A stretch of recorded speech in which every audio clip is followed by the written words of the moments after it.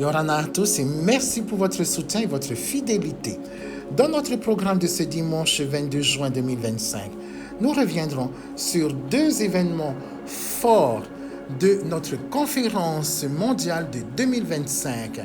Nous retrouverons l'ordination et le témoignage de notre sœur Mariva Arnold-Chong. Mais pour l'heure, retrouvons cette séquence de méditation.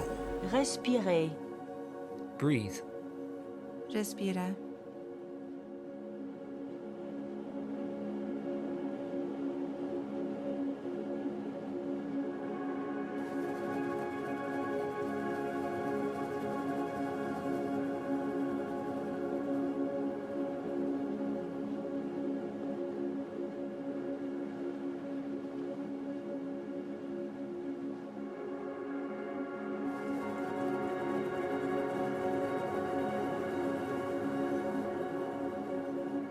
Où vas-tu? Where are you going? ¿A dónde te diriges?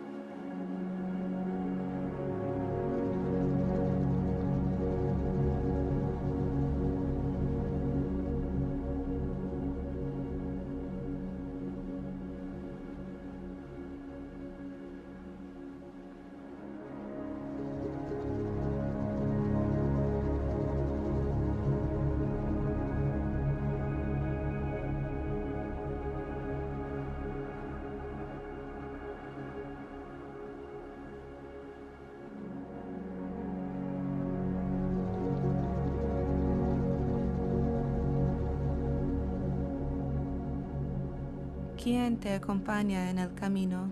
Qui voyage avec toi? Who journeys with you?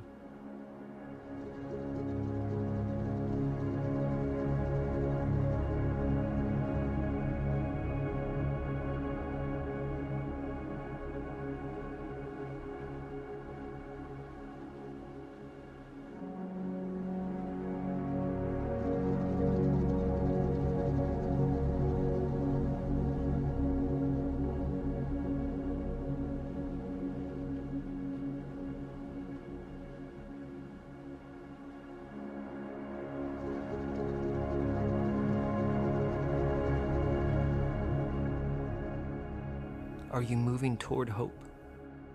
Te diriges-tu vers l'espoir? ¿Avanzas hacia la esperanza?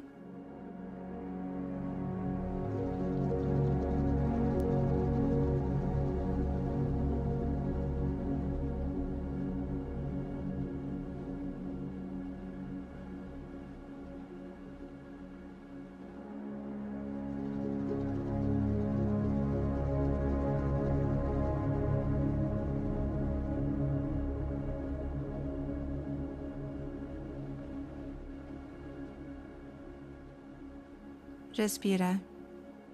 Respirez. Breathe.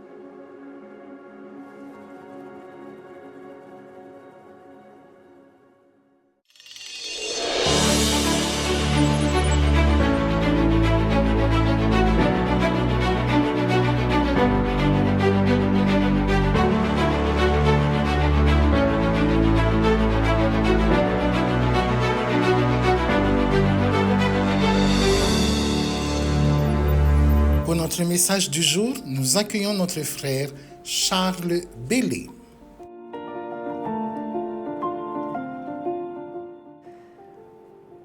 En ce nouveau jour béni offert par le Créateur, chers amis, chers compagnons, c'est avec une joie assurée que je vous salue au nom de celui qui sait tout, qui voit tout et qui est tout.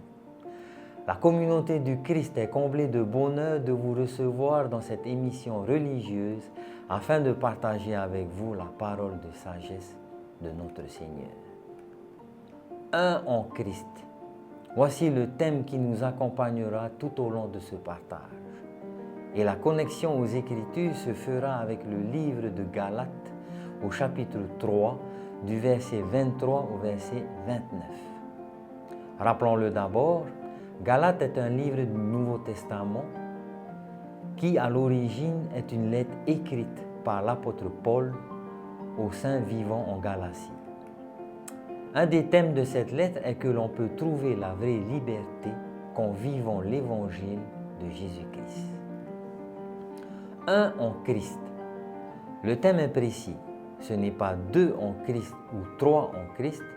Non, mais c'est bien un en Christ. Ici, un, ce n'est pas un chiffre ou un numéro ou encore une quantité. Non, c'est une unité en Christ.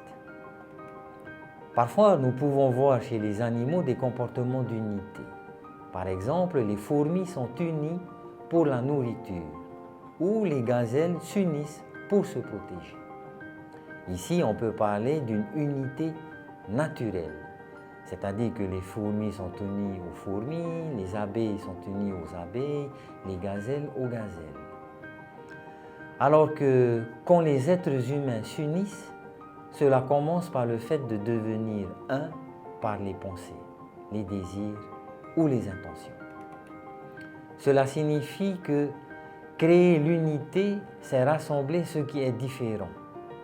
On ne parle pas d'une unité naturelle comme chez les animaux, mais d'une unité spirituelle. Un en Christ, c'est l'unité de notre esprit en Christ. Dans Doctrine et Alliance, à la section 38 au verset 6a, voici ce que nous pouvons lire. Soyez un, et si vous n'êtes pas un, vous n'êtes pas à moi. Cette révélation donnée à Joseph Smith fils en 1831 est précise. Elle nous invite à être unis entre nous pour pouvoir être unis en Christ. Telle est la condition pour être un en Christ, c'est d'être un entre nous. Je ne peux pas affirmer ou témoigner que je suis un en Christ si je n'arrive pas à être uni en esprit avec ma femme, mon mari, mes enfants, ma famille, mes amis, mes compagnons, ma congrégation, mon salarié, mon directeur, un inconnu, mon prochain. Et plus fortement, je ne suis pas un en Christ si je ne suis pas uni en esprit avec mon ennemi. L'unité est la conséquence de l'amour. L'unité est la preuve que l'amour règne entre les hommes.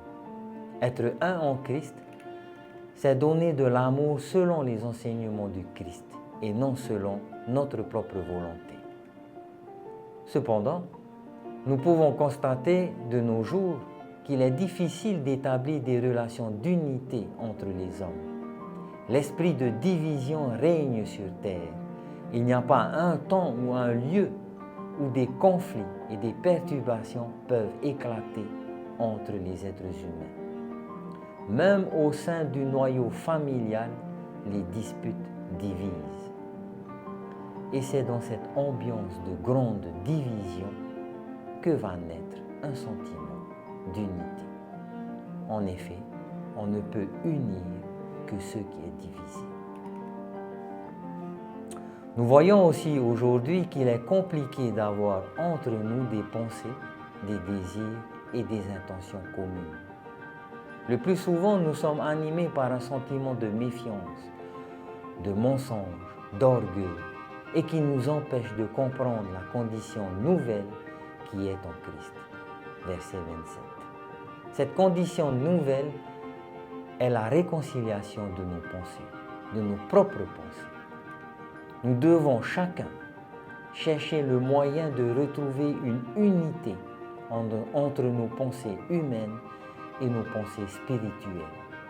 Nos mensonges doivent se réconcilier avec notre sincérité et notre honnêteté. Nos méfiances doivent se réconcilier avec l'amitié, la famille et la confiance. Notre orgueil doit se réconcilier avec l'humilité, la reconnaissance et l'amour. Je dois faire un avec ma Trinité pour pouvoir faire un avec la Trinité des autres et avec le Christ.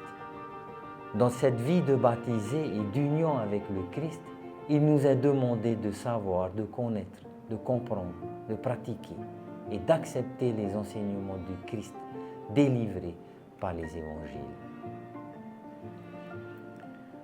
Pour clôturer notre partage de la parole de Dieu, je souhaiterais lire le verset 12a et b de la section 150 de Doctrine et Alliance et qui nous dit ceci.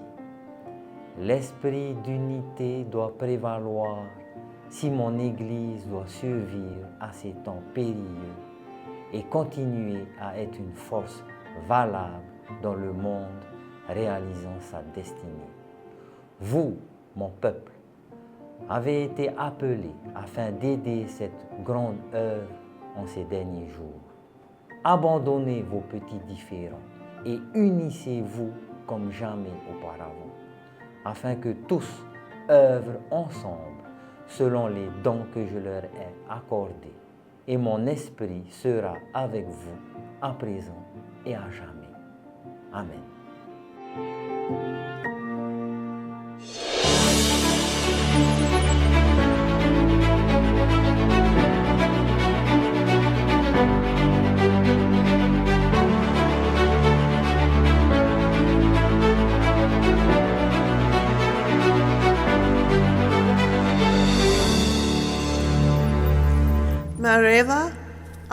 Mareva Arnaud Chong sera ordonnée présidente des évangélistes par Bunda Chibwe et Stacy Cram.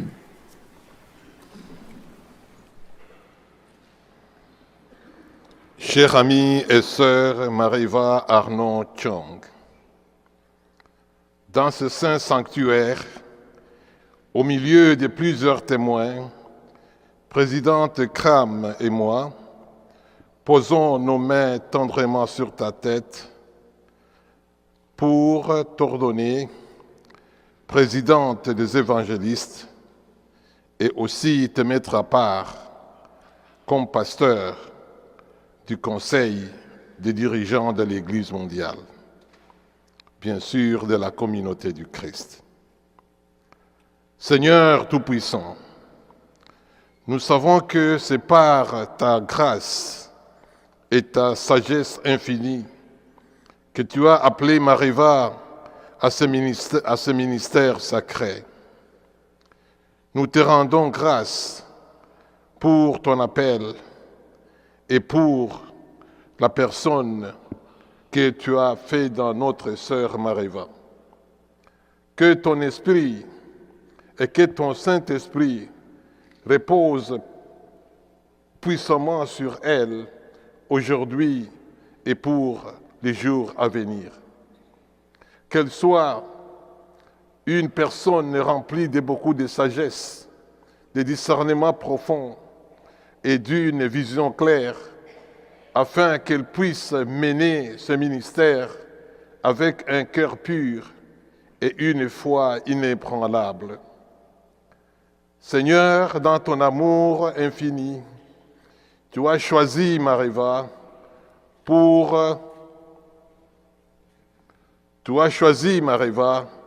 pour aider la vision prophétique de notre Église.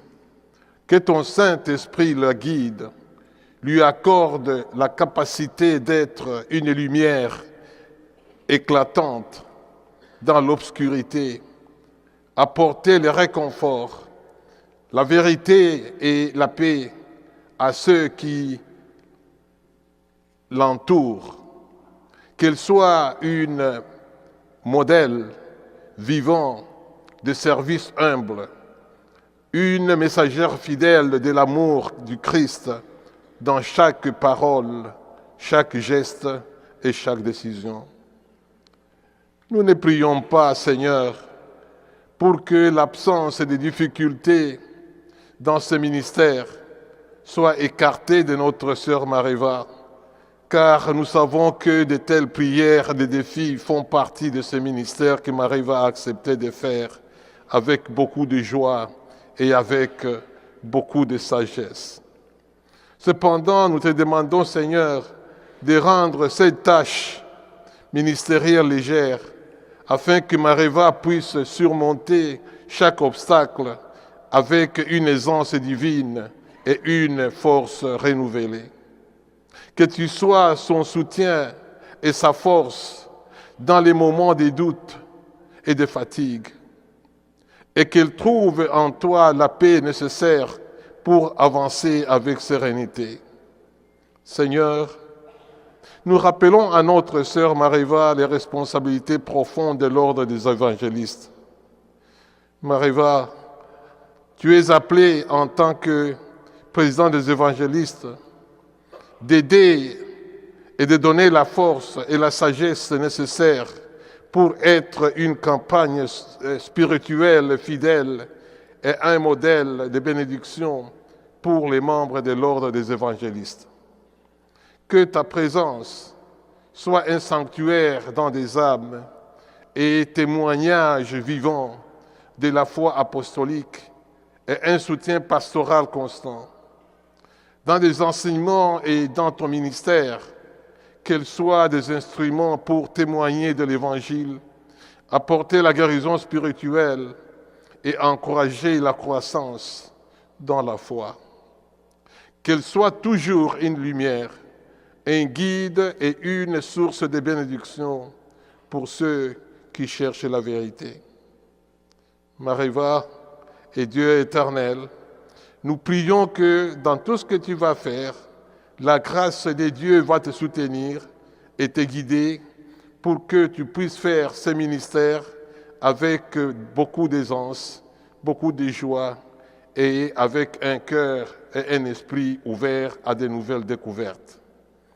Que Mariva devienne une source constante de bénédiction pour les membres du Conseil des dirigeants de l'Église mondiale, afin que tout ce qu'elle va rencontrer dans ses ministères soit une bénédiction et aussi un privilège. Qu'elle soit remplie de passion et de compassion, de patience, de la sagesse nécessaire pour naviguer avec équilibre tous les défis et les décisions qui sont parfois difficiles à prendre lorsqu'on est appelé de diriger les gens.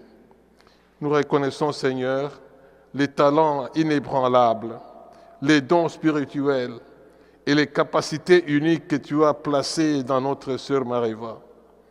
Nous te remercions pour sa foi profonde et pour son engagement envers ton œuvre. Nous prions pour son mari, qu'elle appelle toujours chéri, Mouna Arnaud, pour les 3 filles, les petits-enfants et leur famille élargie, qui partagent avec Mariva la joie inestimable de ce ministère et l'encouragent chaque fois. Nous étendons également nos prières pour le soutien que Mariva va recevoir du centre de mission de la Polynésie française. Le soutien qu'elle va recevoir également dans la direction de l'Église mondiale. Qu'ils soient tous unis dans la sagesse, l'amour et la mission que tu les as confiés. Enfin, Seigneur, nous te prions pour une protection divine autour de notre amie et notre chère sœur Mariva. Fortifie son corps, fortifie son esprit et fortifie son âme. Que tu lui combles de clarté et de paix intérieure nécessaires pour accomplir cette mission avec dignité et amour. Que chaque jour de son ministère soit par ta présence, ta guidance et ton intervention puissante, une joie inestimable dans ce ministère que tu as confié à Mariva, et qu'elle soit cette source de bénédiction et de joie pour nous tous. Seigneur, nous demandons tout cela au nom de celui-là que nous suivons, Jésus-Christ, notre Rédempteur, notre ami et notre exemple. Amen.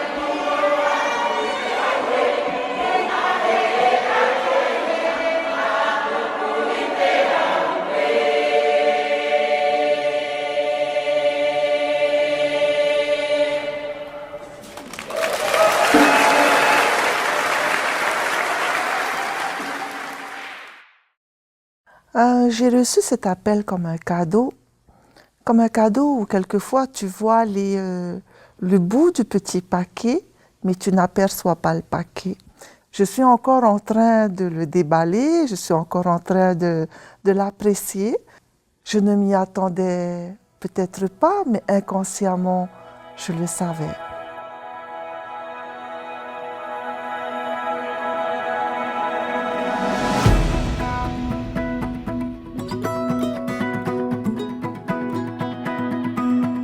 Cet appel m'est venu au plus profond, me rappelant que je suis avec toutes ces personnes qui sont là en bénédiction et que maintenant je me mettais à l'horizon, je les rejoignais, tous ces évangélistes, pour pouvoir être ces témoins et ces semeurs de bénédiction.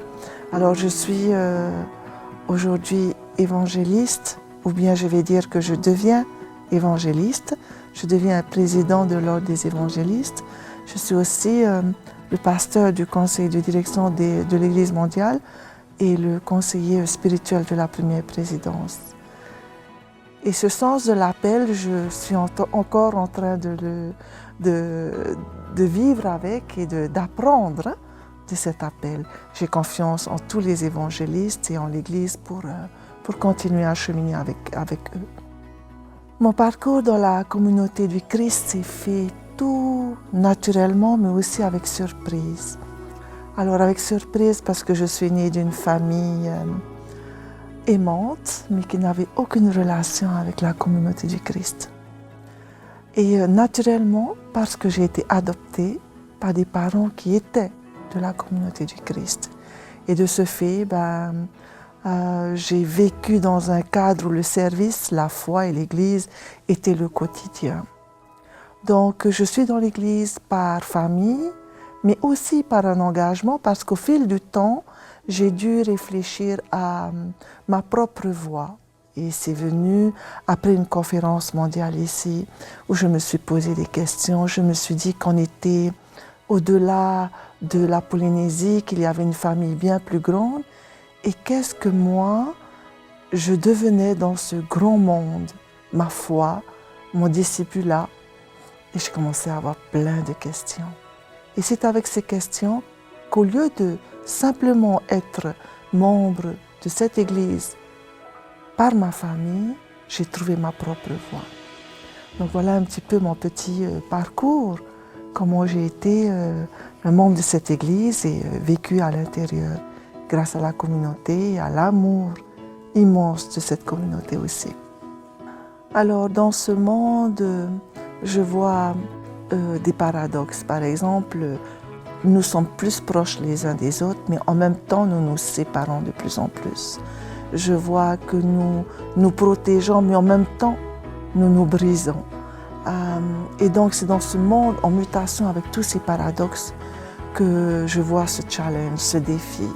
C'est de pouvoir être présent auprès de toutes ces personnes, dans toutes les situations possibles où nous pouvons apporter et mettre un espace ou des relations où les gens peuvent sentir, vivre cet amour de Dieu. Et sortir de notre zone de confort, je pense, est un des plus grands défis. C'est-à-dire qu'on a pris des positions, ou bien on continue à offrir un très bon ministère.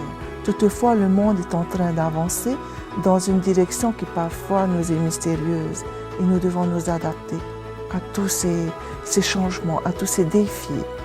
Je vois cette opportunité. Donc il y a des aspects tellement variés dans le ministère de l'évangélisme que c'est là que je vois l'opportunité. Nous pouvons être partout et apporter cet esprit de l'amour de Dieu, cette bénédiction. Je pense que l'espoir est là, sera toujours là, que c'est à nous à le déclencher, que c'est à nous à pouvoir le partager, que l'espoir est là lorsque on choisit d'aimer au lieu d'haïr. L'espoir est là lorsqu'on choisit d'élever notre voix au lieu de juste rester passif. L'espoir est là lorsque on choisit d'être courageux et de pouvoir parler et de pouvoir agir dans un monde qui nous demande de faire le contraire. La mission est de pouvoir l'élever, la proclamer, la faire éveiller dans la vie des gens.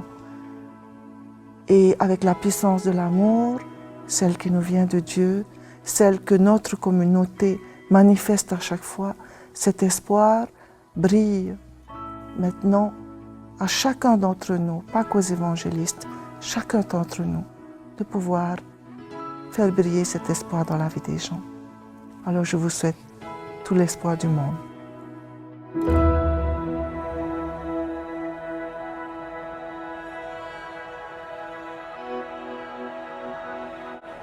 To the bath and the table, to the prayer and the word.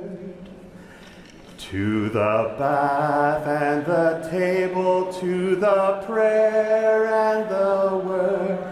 I call every seeking soul. I call every seeking soul. To the bath and the table, to the prayer and the word. To the bath to the prayer and the word. I call every seeking soul.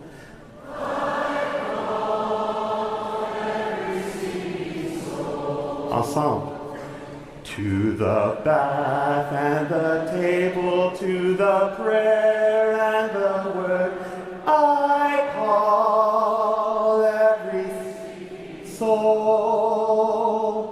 To the bath and the table, to the prayer and the word, I call every seeking soul. One more time. To the bath and the table, to the prayer and the word, I call every seeking soul. The table, to the prayer and the word, I call every seeking soul. To the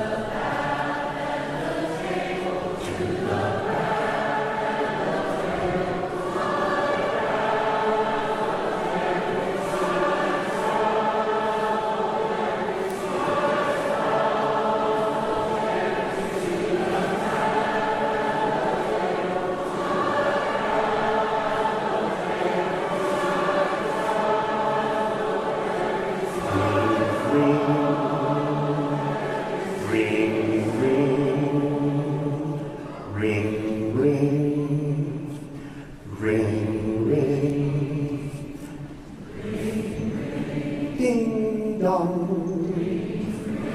ding dong,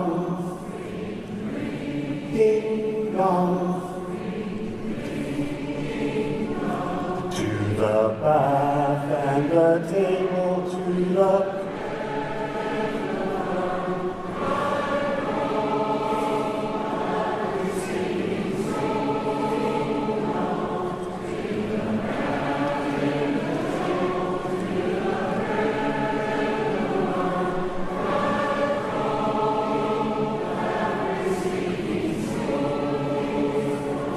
ring, ring,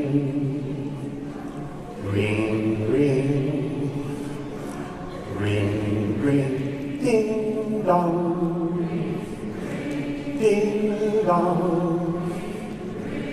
ding, ding dong, ding dong, ding.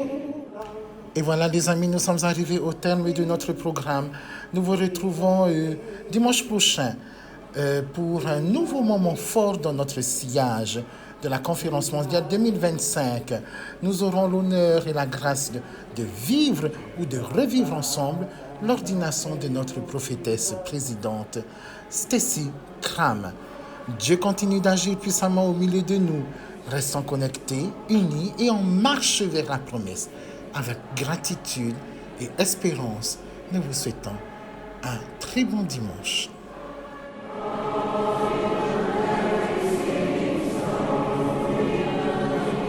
Ring, ring, ring, ring, ring.